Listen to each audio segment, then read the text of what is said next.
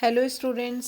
मैं डॉक्टर अलका आज आपके लिए नया टॉपिक लेकर आई हूँ। बीएससी पार्ट फर्स्ट का टॉपिक है ये, जैव विविधता के ह्रासित होने के कारण और इनके संरक्षण के उपाय, reasons of depletion of biodiversity and conservation measures. तो चलिए स्टार्ट करते हैं इसको। तो बच्चों, जो हमारा पर्यावरण है या वातावरण है उसको प्रभावित करने वाले जो घटक हैं, वो मेन जो मुख्य घटक हैं वो है मानव, पेड़ पौधे और वन्यजीव। इनमें से अगर किसी एक की भी कमी हो प्रकृति में, तो प्रकृति में असंतुलन उत्पन्न हो सकता है। कहने का मतलब ये है कि ये तीनों फैक्टर्स क्या हैं, एक दूसरे के पूरक हैं, मेड फॉर ईच अदर जिसको बोलते हैं वो हैं। जैसे बाघ की संख्या में अगर कमी आ जाए तो हर्बीवोर प्राणी हिरण नीलगाय की संख्या में बढ़ोतरी हो जाएगी और ये पेड़ पौधे और खेती को नुकसान पहुंचाएंगे। और फिर किसका नुकसान होगा? मानव का, इंसानों का ही होगा। तो अमेरिका के जो मत्स्य और वन्य प्राणी सेवा के जो प्रमुख थे डॉक्टर जिराई, उन्होंने बताया कि विश्व की जो 10% वर्टिब्रेट्स हैं वो या तो विलुप्त हो गए हैं या विलुप्ति की कगार पर हैं। तो इन्होंने, डॉक्टर जिराई ने एक बुक मेंटेन की थी, रेड डाटा बुक का नाम दिया, और इसमें विलुप्त हुए प्राणियों या विलुप्ति के कगार को झेल रहे, खतरे को झेल रहे जो प्राणी थे उनकी सूची बनाई, और जिसमें लगभग इन्होंने 600 तो स्पीशीज़ के जीव जंतुओं और पक्षियों के जो नाम थे वो इन्होंने ऐड किए। अब है इसके अलावा पक्षियों के जंतुओं के संरक्षण के लिए, पक्षी या जंतुओं के जिनके भी संरक्षण के लिए वर्ल्ड हेरिटेज साइट्स का भी निर्माण किया गया है। ये निर्माण जो है वो यूनेस्को द्वारा किया गया है। यूनेस्को जो है, इसका फुल फॉर्म है United Nation Educational Scientific and Cultural Organization. ये 1972 में इसकी स्थापना हुई थी, इसकी यूनेस्को की।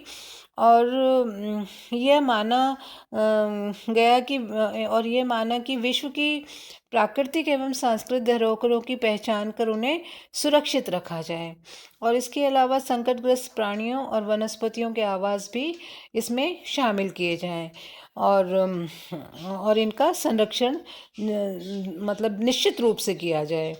यूनेस्को ने हमारे राजस्थान में केवलादेव राष्ट्रीय उद्यान को वर्ल्ड हेरिटेज साइट में शामिल किया। और यहाँ पर स्टूडेंट्स, ये भरतपुर डिस्ट्रिक्ट में है। यहाँ पर एक्वेटिक बर्ड्स बहुत आती हैं, माइग्रेटरी बर्ड्स हैं ये, जो कि भारत से बाहर की से आती हैं, चीन, साइबेरिया, अफ़गानिस्तान से आती हैं। और यहाँ का जो मुख्य आकर्षण है वो है साइबेरियन क्रेन, फ्लैमिंगो जिसको बोलते हैं, वो है यहाँ। इसके अलावा यहाँ एक्वेटिक बर्ड्स के अलावा मैमल्स भी हैं यहाँ पर। जो मेन अट्रैक्शन है, चीतल है, नीलगाय, सांभर, काला हिरन है यहाँ का मेन अट्रैक्शन। इसके अलावा रेप्टाइल्स भी पाए जाते हैं यहाँ। मॉनिटर लिजर्ड बहुत देखने को मिलती है, पाइथन यहाँ देखने को मिलते हैं। यहाँ इस सेंचुरी में पाइथन पॉइंट भी बना हुआ है स्टूडेंट्स। तो बहुत ही अच्छी सेंचुरी है, कभी आपको अगर ये देखने का मौका मिले तो ज़रूर इसे देखने जाइएगा आप। अब इसके अलावा हमारे भारत में काजीरंगा नेशनल पार्क और मानस वाइल्ड लाइफ सेंचुरी जो कि आसाम में है, इसे भी यूनेस्को ने वर्ल्ड हेरिटेज साइट घोषित किया है। Nanda Devi national park UP में है, और सुंदरबन नेशनल पार्क पश्चिमी बंगाल में है। ये भी भारत की वर्ल्ड हेरिटेज साइट्स हैं। भारत में अब तक जो है 200 जंतु और पक्षी प्रजातियां जो हैं वो नष्ट हो चुकी हैं, और 250 जो स्पीशीज़ के जानवर हैं वो विलुप्ति की कगार पर हैं। लेकिन अब पिछले कुछ सालों से हमारे देश में वन्य प्राणियों को लेके और इनके संरक्षण को लेके इम्पोर्टेंस दी जा रही है, अवेयरनेस भी आ गई है लोगों में। तो जो विलुप्त होने वाली प्राणी हैं उनका संरक्षण किया जा रहा है, जैसे ब्लैक बग है, चिंकारा, वॉल्फ, स्वैम्प डियर, नीलगाय, बारहसिंगा, टैपीर, राइनोसेरॉस, गिर लॉयन। गिर सेंचुरी है स्टूडेंट्स गुजरात में। वहाँ जो एशियाटिक लॉयन पाया जाता है, एकमात्र लॉयन सेंचुरी है अपने भारत की, और वहाँ पर जो लॉयन है वो विलुप्त होते जा रहे हैं। तो गिर लॉयन का भी संरक्षण किया जा रहा है। इसके अलावा क्रोकोडाइल, फ्लैमिंगो, पैलिकन, बस क्रोकोडाइल है, और flamingo, pelican, bustard, white crane, grey heron और माउंटेन कोयल, ये पक्षी हैं स्टूडेंट्स, है ना। इनका भी संरक्षण किया जा रहा है हमारे देश के अंदर। अब हमारे भारत में ही नहीं है जीव जंतुओं का जो संकट है, विलुप्त होने का संकट, ये बाहर भी है, दूसरे देशों में भी है। जैसे अमेरिका है, अमेरिका में ईस्टर्न माउंटेन लॉयन है, वो विलुप्ति के कगार पर है। पैसेंजर पिजन जो कि चिट्ठियाँ लेकर जाया करते थे ना, वो पैसेंजर पिजन, वो कैरोलिन पार्केट, ये तोता है एक तरह का, ये भी विलुप्ति के कगार पर है। नीथ हियर, ये मुर्गी है, ये विलुप्त ही हो गए हैं। और इसके अलावा caribou, marten, ivory billed woodpecker, Florida panther, ये जो है इनका संरक्षण किया जा रहा है।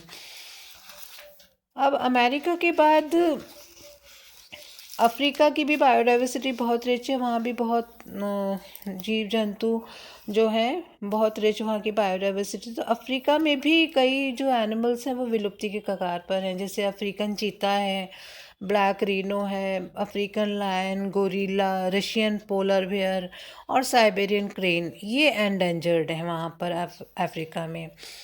अब इन सबको बचाने के लिए जीव जंतुओं के शिकार पर रोक लगाई गई है, पेड़ पौधों की कटाई और उसके व्यापार पर भी रोक लगाई गई है।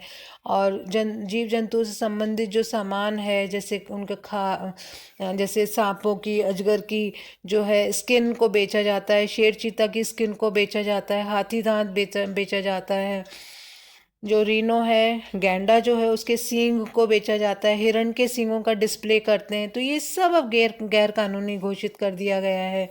अब कोई ना इसका डिस्प्ले कर सकता है, ना कोई अपने पास रख सकता है। इसके अलावा सेंचुरीज़ और बर्ड सेंचुरीज़ भी बनाई गई हैं, ताकि इनमें प्राणी निर्भय होकर विचरित अपना विचरण कर सके, घूम सके। इसके अलावा बायोस्फीयर भी डेवलप करें हैं, जैसे उत्तराखंड में मन्नार की खाड़ी, उत्तरी अंडमान, मानस, कान्हा, कांजीरंगा, ये सब बायोस्फीयर भी डेवलप करें, ताकि निश्चिंत होकर ये जो है प्राणी वहाँ पर विचरण कर सकें। और इसके अलावा 6 स्थानों पे और बायोस्फीयर बनाए जाने हैं गवर्नमेंट द्वारा, और जहाँ बनाए जा चुके हैं वो मैंने अभी बताया, धार, मन्नार की खाड़ी, अंडमान, मानस, कान्हा, कांजीरंगा है। अब इसके अलावा सरकार ने गाय, भैंस, भेड़, बकरी, ऊँट, घोड़े, सूअर, मुर्गी, इन सब की मिलाकर 128 नस्लें हैं, तो इनके सबके जीन्स का संरक्षण भी हमारे सरकार द्वारा किया जा रहा है। जो कि इसका जो संरक्षण स्थल है वो है हिसार में प्राणी आनुवंशिक संपदा के संरक्षण का नेशनल ब्यूरो बनाया गया है। इसके अलावा इलाहाबाद में मछलियों के जीन्स को संरक्षित किया गया है, और वनस्पतियों के जीन्स का भी संरक्षण किया गया है। वो है नई दिल्ली में पूसा इंस्टीट्यूट है, उसमें इसके वनस्पतियों के जीन्स को संरक्षित किया गया है। इसके अलावा वाइल्ड लाइफ मैनेजमेंट भी विकसित किया गया है। इसमें शिकार पर रोक, शिकार होने वाले जंतु स्पीशीज़ का कंजर्वेशन करना है, इसके आवास स्थल में सुधार करना है, इनकी प्रजातियों के लिए जंगल और ग्रासलैंड और वाटर रिसोर्सेज वगैरह डेवलप करना, ये काम है वाइल्ड लाइफ मैनेजमेंट का। तो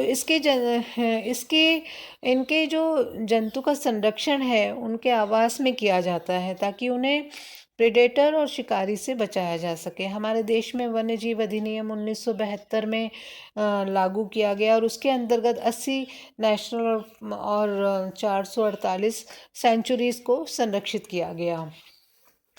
अब स्टूडेंट्स, नेशनल पार्क और सेंचुरीज़ में क्या फ़र्क है? तो नेशनल पार्क तो वो प्राकृतिक क्षेत्र हैं जहाँ वहाँ के पर्यावरण के अलावा या साथ वन्य जीव और प्राकृतिक अवशेषों का संरक्षण किया जाता है।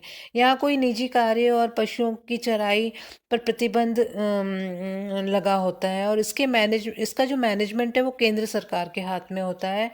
और हमारे जो 2 नेशनल पार्क हैं, रणथंभौर और केवला देव, जो कि भारत सरकार द्वारा संचालित हैं। अब है सेंचुरीज़, तो ये वो क्षेत्र हैं, आरक्षित क्षेत्र, जहाँ पर शिकार प्रतिबंधित होता है। अब ये क्षेत्र हैं जैसे सरिस्का है, सीता माता अभयारण्य है, टाटगढ़ है जो कि अरावली हिल्स के बीच में है, ताल छापर है, यहाँ पर ये सेंचुरीज़ हैं। इसके अलावा गवर्नमेंट के द्वारा नेचुरल रिसोर्सेज भी बनाए गए हैं, प्राकृतिक आरक्षित स्थान भी हैं, जो कि वहाँ बनाए गए हैं जहाँ का इकोसिस्टम फ्रेजाइल है, भंगुर टाइप का इकोसिस्टम है। तो वो है wetland, coral reef system, mangroves, इनके संरक्षण के प्रयास किए जा रहे हैं। और हमारे राजस्थान में पिछौला जो है उसको उस नेचुरल रिसोर्स को डेवलप किया जा रहा है। हिमाचल प्रदेश में रेणुका झील को और चिल्का में, और उड़ीसा में चिल्का लेक को करा जा मतलब उसको डेवलप किया जा रहा है वहाँ के नेचुरल रिसोर्स को। अब है बायोस्फीयर रिजर्व, जीव मंडल का भी आरक्षित किया गया है। तो ये जो बायोस्फीयर रिजर्व है, तो यह कार्यक्रम यूनेस्को द्वारा 1971 में चलाया गया था। और भारत में अब तक 13 बायोस्फीयर जो है वो बनाए जा चुके हैं। तो अभी तक जितने भी प्रकार के जो कंजर्वेशन मैंने बताए, वो जंतु जहाँ रहता है वहीं संरक्षण की प्रक्रिया सरकार द्वारा अपनाई जाती है। अब हम ऐसी जैव विविधता की संरक्षण की प्रक्रिया की बात करेंगे जो कि उनके आवास के बाहर अपनाई जाती है। जैसे जूलॉजिकल पार्क हैं, यहाँ जंतुओं को उनके प्राकृतिक आवास जैसे वातावरण उपलब्ध कराया जाता है। दूसरा है बॉटेनिकल गार्डन्स, तो यहाँ वनस्पति उपवन जिसको बोलेंगे हिंदी में, तो यहाँ पर उन प्लांट्स का प्रिजर्व किया जाता है जिनका कि आर्थिक महत्व होता है, और वो देश विदेश से लाकर यहाँ पर इस गार्डन में उनको संरक्षित किया जाता है। तीसरा है जर्म प्लाज्म कलेक्शन, जनन द्रव्य संचय। इसमें जो है घरेलू प्राणी, जो मैंने अभी बताया था ना आपको, गाय भैंस भेड़ बकरी ये सब, तो मुर्गी वगैरह, तो घरेलू प्राणियों के आनुवंशिक स्रोतों का संचयन किया जाता है। और ये जो संचयन है, ये करनाल में एक इंस्टीट्यूट है, national bureau of animals genetic resource, तो यहाँ पर करनाल में है ये। यहाँ पर जो है जनन द्रव्य का संचय किया जाता है। चौथा है क्रियो प्रिजर्वेशन, हिम रक्षण। इसमें पदार्थ को -96 डिग्री सेंटीग्रेड पर संरक्षित किया जाता है। इस विधि में बीज है, सेल है, कोशिका जिसको बोलते हैं, डीएनए और स्पर्म, एग और एम्ब्रियो, इनमें से किसी भी चीज़ को सुरक्षित रखा जा सकता है। और इसको सुरक्षित जो रखते हैं, तो वो लिक्विड नाइट्रोजन इसमें काम में ली जाती है, उपयोग में ली जाती है।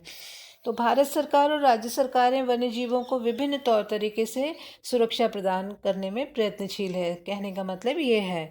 अब वन्य जीवों के संरक्षण को जन समर्थन लेने और जन आंदोलन बनाने हेतु 1 अक्टूबर से 7 अक्टूबर तक वन्य जीव सप्ताह का आयोजन सारे राष्ट्र में किया जाता है। इसमें चिड़ियाघरों में वन्य जीवों के जीवन का अध्ययन कराया जाता है, और नागरिकों को वन्य जीवों की जानकारी भी दी जाती है, और उन्हें थोड़ा सा जानवरों के प्रति अवेयर रहने के लिए भी उन्हें शिक्षित किया जाता है। अब है वन्य जीव संरक्षण हेतु 448 सेंचुरीज बनी है, 80 नेशनल पार्क स्थापित किए जा चुके हैं। वाइल्ड लाइफ कंजर्वेशन एक्ट लागू किया जा चुका है 1972 में, और वाइल्ड लाइफ से संबंधित रिसर्च को भी प्रोत्साहन दिया जाता है। अब है इंटरनेशनल ऑर्गेनाइजेशन जो है यूनेस्को, वो वन्य प्राणी संरक्षण के अनेक कार्यक्रम देश भर में चला रही है। जैसे मैन एंड बायोस्फीयर, ये जो कार्यक्रम है 1973 में चलाया गया, वर्ल्ड लेवल पर चल रहा है, और 1989 तक ये 65 नेशंस में 243 से अधिक बायोस्फीयर बनाए जा चुके हैं। भारत में 13 बायोस्फीयर बनाए हैं यूनेस्को ने। उनमें जो प्रमुख हैं वो है नीलगिरी जो बायोस्फीयर है, वो कर्नाटक, केरल और तमिलनाडु की मिलीजुली सीमा पर स्थित है। इसके अलावा तुर्रा अभयारण्य मेघालय में बनाया है बायोस्फीयर, और नमदफा अरुणाचल प्रदेश में, नंदा देवी यूपी, और मन्नार की खाड़ी तमिलनाडु में। और इन बायोस्फीयर्स को मेंटेन करने से विलुप्त होने वाले प्राणियों जैसे गैंडा है, मणिपुरी ब्रो एंटलर डियर है, हंगुल है, कश्मीरी स्टैग है, चीतल, सांभर, गौर, वाइल्ड पिग की संख्या में वृद्धि हुई है।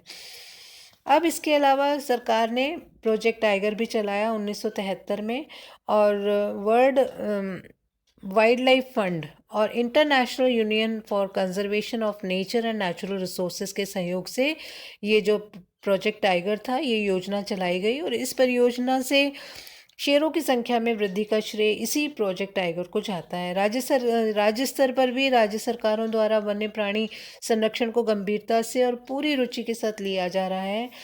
एमपी में सबसे ज़्यादा सेंचुरीज और नेशनल पार्क्स हैं, और फर्स्ट नेशनल पार्क जो है वो कान्हा नेशनल पार्क है, 1930 में बनाया गया। सबसे पहले ये जो 1930 में आखेट स्थल था, यहाँ शिकार किया करते थे राजा महाराजा। 1953 में इसे सेंचुरी घोषित किया। 1955 में नेशनल पार्क बना। 1958 में ये माधव, इसका नामकरण हुआ माधव नेशनल पार्क। और इसके अलावा 1968 में 68 में बांधवगढ़ नेशनल पार्क, दूसरा नेशनल पार्क बना एमपी में।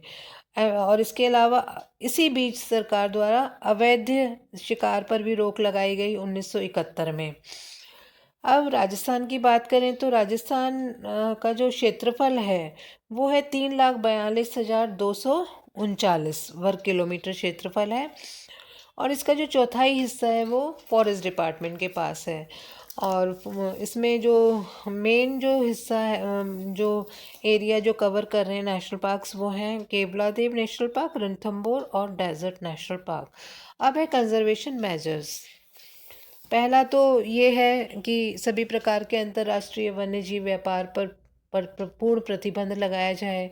दूसरा है वन्यजीव की सुरक्षा के लिए जन जन को शिक्षित किया जाए। तीसरा है जीव व्यापार सावधानी से किया जाए ताकि व्यापार के इस जीन्स का ठोस उत्पादन भी संबंधित देश में होता रहे। चौथा है प्रभावशाली राजकीय प्रबंध, कानून को सख्ती से लागू किया जाए और संरक्षण के कारण संख्या में वृद्धि की जाए। पांचवा है शिकारियों को कड़ा दंड दिया जाना चाहिए। अब है अवैध शिकार की रोकथाम के लिए कई योजनाएं चलाई जा रही हैं।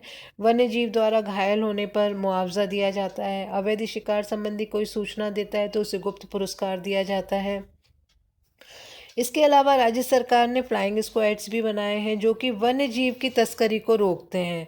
वन्य जीव प्राणी हैं, उनको या तो जिंदा ले जाते हैं या उनकी सींग है, चमड़ा है, खाल है, उसको लेकर जाते हैं। तो उस फ्लाइंग स्क्वाड की भी को भी बनाया है ताकि सरकार जो है शिकार पर रोक लगा सके। तो थैंक यू स्टूडेंट्स, आज इतना ही। और अब नेक्स्ट टॉपिक हम नेक्स्ट वीक लेंगे। Thank you very much.